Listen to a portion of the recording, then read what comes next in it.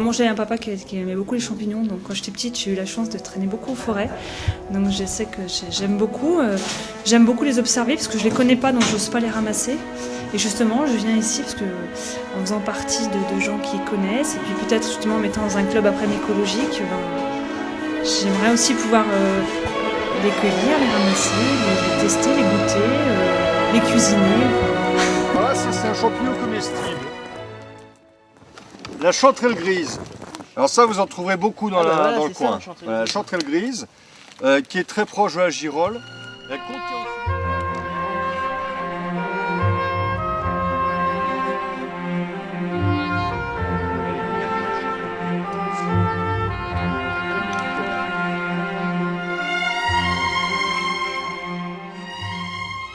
Ça s'appelle Académie européenne des médecines naturelles.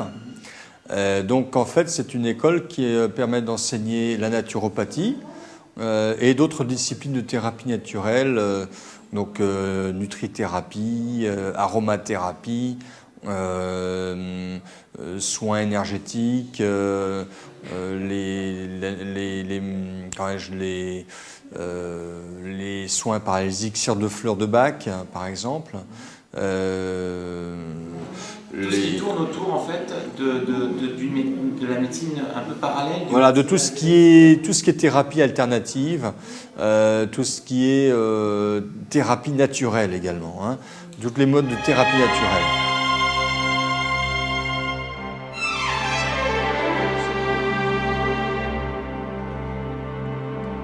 Prenez un cèpe de Bordeaux jeune, coupé en lamelles, que vous faites un carpaccio de cèpe avec. Le cèpe cru, le jeune cèpe cru, est un tonique physique et un aphrodisiaque. Moi, j'avais développé une approche de la santé, je ne vais pas m'étendre un peu sur le sujet, c'est assez complexe, mais une approche de la santé dite globale ou holistique, qui est une approche très synthétique en fait de la santé, qui tient compte des causes des troubles de santé au niveau psychique, au niveau physique et au niveau vital. Vital, c'est-à-dire physiologique ou métabolique. Et donc la compréhension de l'ensemble de ces trois causes, de ces trois types de causalité, permet d'avoir une approche globale de la santé, qui intègre d'ailleurs aussi bien l'action du naturopathe, qui lui intervient plutôt sur les causes vitales et parfois un peu psychiques, si on s'intéresse aux élixirs de fleurs de Bach, et qui intègre aussi l'action du médecin, qui lui intervient plutôt sur les problèmes physiques, et l'action également du psychothérapeute ou du psychiatre, qui intervient sur les causes, les éléments psychiques. Alors, vous voyez le pied de mouton, il y a des aiguillons dessous. C'est ni des lamelles, ni des... Voilà. Ça, c'est des aiguillons. Alors, le pied de mouton, il a un inconvénient. Dans certaines régions qui ont été polluées par le césium-137 de Tchernobyl, eh bien, le pied de mouton est encore un des derniers à accumuler le césium. Donc, dans des régions comme le Mercantour, par exemple, il vaut mieux éviter de ramasser, de consommer les pieds de mouton. Hein? En fait, l'usage des champignons est un usage assez peu répandu encore actuellement, mais très probablement ça va constituer un des modes de santé de l'avenir proche, hein, parce que vraiment il y a un potentiel très intéressant avec les champignons.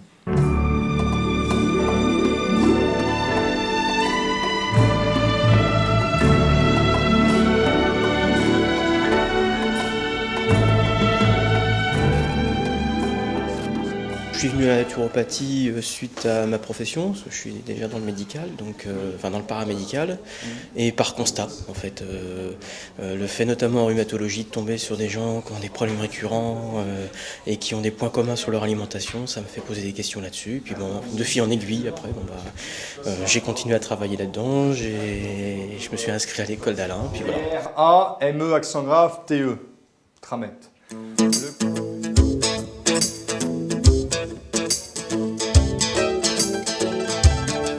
C'est un champignon proche des foliotes, très utilisé au Japon, sous le nom de, si je me souviens bien, Enokitake.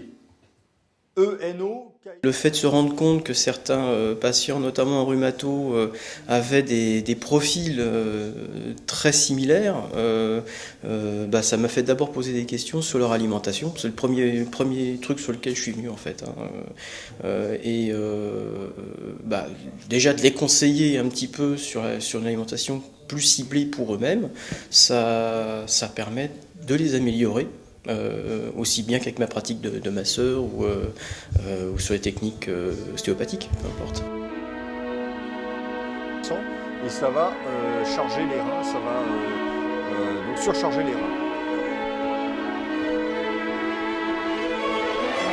C'est le tricolome équestre qui peut être toxique selon les doses. Il peut provoquer ce qu'on appelle une rhabdomyolyse des tissus, une destruction des tissus musculaires. Et qui maintenant est interdit. La naturopathie, actuellement, il n'existe pas de diplôme reconnu par l'État français. Il existe de diplômes type formation continue, en fait, c'est des certificats. Par contre, mon école est reconnue, agréée par une fondation franco-suisse en relation avec des mutuelles de santé, sur des critères d'enseignement précis, nombre d'heures, type de module, contenu pédagogique précis. Ensuite, le naturopathe, qui est-il? Eh bien, c'est un praticien de santé qui va quelque part enseigner des règles simples de santé à des personnes qui viennent le voir pour faire de la prévention notamment, ou améliorer et renforcer leur organisme pour mieux entretenir leur santé. Donc on peut agir aussi bien en prévention, même chez des personnes qui ont des troubles plus ou moins variés, pour renforcer leur organisme. On n'est pas là pour agir contre des symptômes.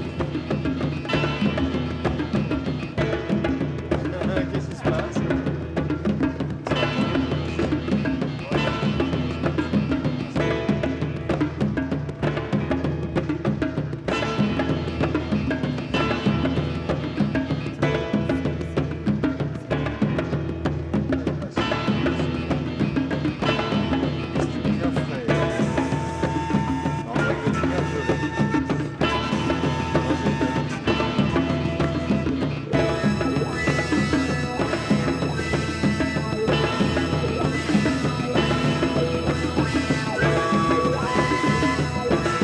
Je pense que de toute façon, il y a quelque chose de mystérieux et moi j'aime ce côté aussi. Ouais. Quand on parle de signature, justement, M. Tardif nous en parle souvent. Ça me plaît de croire ça, ouais, qu'il y a un côté. Je crois que la nature est là pour nous donner tout ce qu'elle a à nous donner et qu'on n'est pas toujours. Peut-être encore nos générations se remettent à redécouvrir ça parce que nos anciens, en fait, des gens plus anciens ou d'autres personnes que je connais pas forcément, mais qui sont très très très proches de la nature, finalement, ont une connaissance que nous on a complètement perdue. Et moi, je suis très contente d'y revenir. Enfin, j'essaye, en tout cas, je vais essayer. On va aller par là. Ah! Ça, c'est le puant. Alors ça sent pas bon. Non. Autant vous dire tout de suite. Donc le Phallus apudicus, qui est un champignon qui a été utilisé et qui est encore utilisé traditionnellement en Lituanie comme champignon médicinal. Ils utilisent le pied du champignon. Oui, c'est un champignon à pied creux. Ils utilisent le pied du champignon, ils le font macérer et c'est la macération du champignon qui est utilisée au plan médicinal en Lituanie et dans les pays de l'Est, notamment en Russie aussi.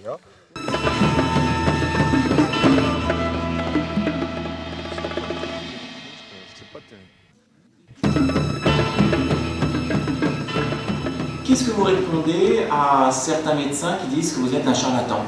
Parce que sans doute que vous êtes tombé sur des gens qui... Ah oui, ça c'est sûr.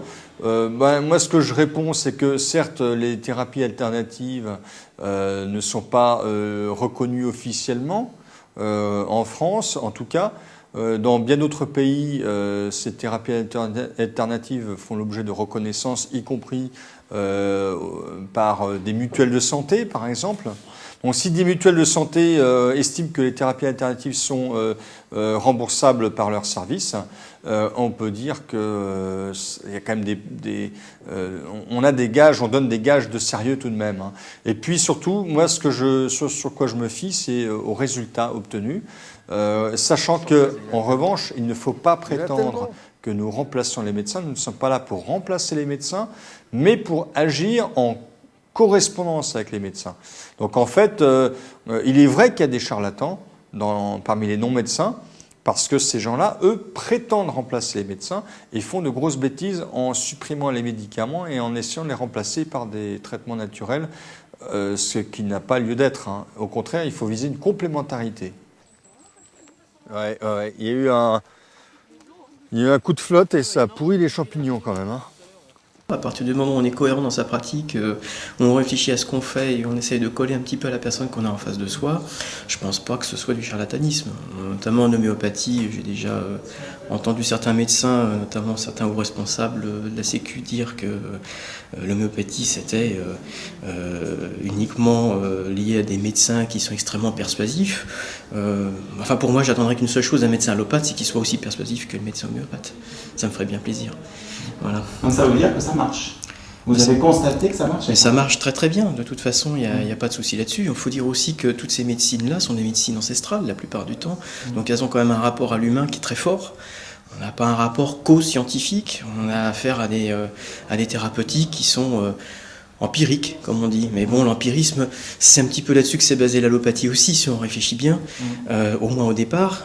Et de toute façon, rien de péjoratif dans l'empirisme, puisque de toute manière, il s'agit simplement du rapprochement à l'humain. Donc je ne vois pas pourquoi, sur ce plan-là, on serait mis au rebut en termes de médecine. En théorie, on a affaire à l'humain en médecine. Enfin bon, que je sache. La grande majorité des polypores sont immunostimulants. Hein, c'est parmi les polypores qu'on retrouve notamment le reishi, le kawaratake ou Coriolus, Coriolus versicolor. Ce sont des champignons en règle générale immunostimulants. Ok. Votre objectif en suivant ces cours, c'est quoi? De compléter ma propre pratique. De toute façon, au départ, en ostéo, on a déjà une réponse appropriée à beaucoup de problèmes. Là, ça rentre dans un domaine que j'appréhendais pas en travaillant uniquement avec mes mains. Donc, voilà, ça permet de s'axer vers des techniques douces pour compléter, des techniques éventuellement liées au psychosoma, etc. Ça peut être un complément. Ici, vous avez une illustration d'un rond de sorcière. Là, le rond de sorcière, il n'est pas complet, vous voyez. Mais vous avez un alignement de champignons comme ça. Donc on peut supposer, et ça continue un petit peu là-bas, vous voyez. Donc on a un début de rond de sorcière. Beaucoup de champignons sont relativement en mauvais état, pourris, un peu moisis. Donc là, ceux-là, il ne faut surtout pas les ramasser. Ils n'ont aucune vertu ni culinaire, ni médicinale, ni nutritionnelle. Et au contraire, ils peuvent se révéler toxiques. Alors, dans les champignons qu'on peut ramasser qui sont en bon état, ce sera surtout la chanterelle grise.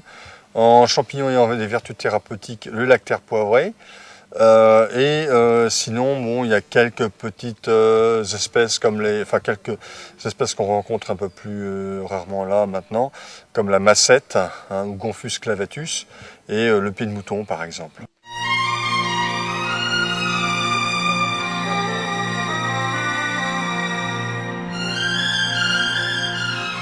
Il y a vraiment un effet sur la santé. Puisqu'il y a beaucoup d'expérimentations qui ont été faites.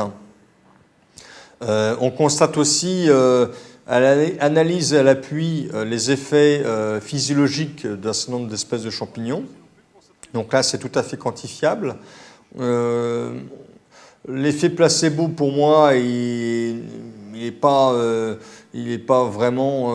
il n'y a pas vraiment d'effet placebo parce que beaucoup de gens sceptiques se disent bon pourquoi pas, je vais essayer. Donc on ne peut pas dire qu'il y a un conditionnement psychologique pour les gens qui prennent ce type de produits, de compléments alimentaires. D'autant que c'est quand même une discipline nouvelle, donc les gens sont d'autant plus sceptiques. Alors ça, c'est l'hygrophore des poètes.